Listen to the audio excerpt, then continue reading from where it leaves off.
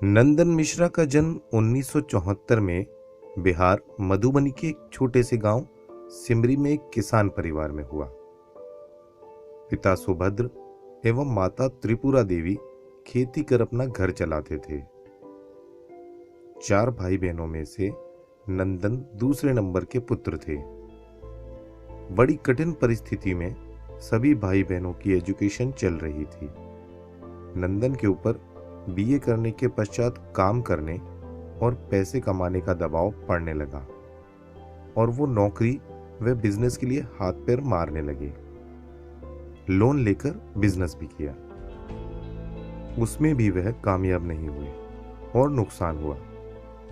Private नौकरी बोकारो झारखंड में कर रहे थे। तभी रेल में सफर के दौरान एक अजनबी ने आरसीएम का प्लान बताया। वो अजनबी आरसीएम के सफलतम लीडर आनंददेव मिश्रा थे। नंदन को समझ आ गया कि यह बिजनेस उनके लिए ही बना है, क्योंकि इस बिजनेस की शुरुआत करने के लिए पूंजी और दुकान की जरूरत नहीं थी। नंदन ने इस बिजनेस को करना शुरू किया और प्राइवेट नौकरी छोड़ दी। घर वाले इस फैसले से खुश नहीं थे। पत्नी कल्याणी और उन पर दबाव बढ़ने लगा। यह दबाव उनको और मेहनत करने के लिए प्रेरित करता था। 2005 में नंदन को आरसीएम से पहली इनकम मात्र 527 रुपए मिली। 2008 में वो रॉयल्टी पर पहुंचे और नंदन आज आरसीएम के brand new Ruby pin achiever है। नंदन अपनी सफलता का पूरा श्रेय अपनी पत्नी कल्याणी को देते हैं। बच्चे भी पापा जैसा ही बनना चाहते हैं। फैमिली बैकग्राउंड हम लोगों का कहे तो एक बहुत ही पुअर फैमिली से थे हम लोग। अपनी पत्नी और एक छोटी सी बिटिया को लेकर के आए थे। एक दुकान चलाता था, मेरे दुकान के जस्ट बगल में इन्होंने एक मेडिकल शॉप किया था। धीरे धीरे जानकारी हुई कि दुकान इनकी अच्छी नहीं चलती थी, पैसे की हमेशा तंगी रहती थी, बहुत ही भाग दौड़ वाली जिंदगी इनकी हुआ करती थी। जब तक आरसीएम अपने लाइफ में नहीं आई थी तब तक हर दिन ऐसा होता था कि लगता था कि ये जिंदगी का मतलब आखिरी दिन हो।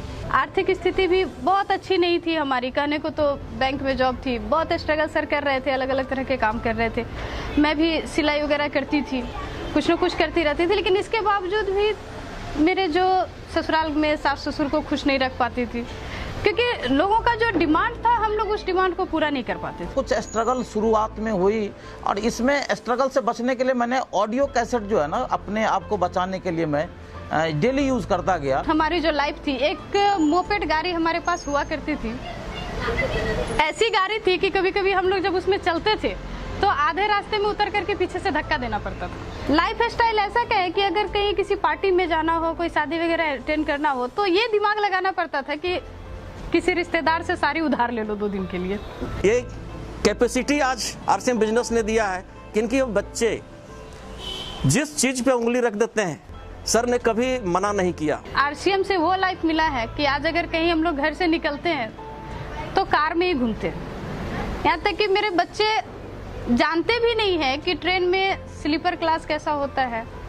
कभी वो लोग ऑटो में, टेकर में सफर ही नहीं करते, अभी कार में, हवाई जहाज से ही सफर करते हैं हम लोग। हमको कहीं भी जाके घूमना बहुत पसंद है और आजकल हम बहुत जगह घूमे हैं अपने फैमिली के साथ। अब मनचाहा अपना घर है, मनचाहा अपने पास गाड़ियां हैं, मनचाहा पैसा है, अब जो चीज चाहते हैं वो कर लेते हैं। मेरा सपना था बचपन का कि मैं विदेश यात्रा करूं, अभी स्विट्जरलैंड। फिल्मों में देखा करती थी, स्विट्जरलैंड का सीन बहुत अच्छा होता था। जब मैंने सर को बताया कि मुझे स्विट्जरलैंड जाना है तो सर बहुत हंसे और सर बोले कि हमारी जो स्थिति है उस स्थिति में मैं ज़्यादा से ज़्यादा विदेश तुम्हें नेपाल तक लेकर के जा सकता हूँ। लेकिन आज जब आरसीएम से पहली बार मौका मिली जाने का विदेश, तो स्विट्जरलैंड का टूर हम लोगों ने किया, काफ़ी एंजॉय किया। मुझे पापा जैसा बनना है और डायमंड भी बनना है। और मुझे बहुत गर्व होता है कि मुझे इनकी पत्नी के नाम से जानते हैं। से अब एक अच्छा लाइफस्टाइल जी रही हूँ और अभी मेरे स्टेट के सबसे अच्छे स्कूल में हूँ मैं। और मैं पापा के बारे में क्या बोलूँ, मेरे पापा is a very laborious person, बहुत मेहनती हैं, ऑनेस्ट हैं और शायद मेरे लिए मेरे पापा मेरे हीरो हैं। जो मेरी ज़िंदगी है, मैं तो आरसीएम के लिए और सर के लिए मेरे दिल से बस एक ही बात निकलती है कि कोरे कोरे सपने मेरे बरसों से थे कितने अधूरे।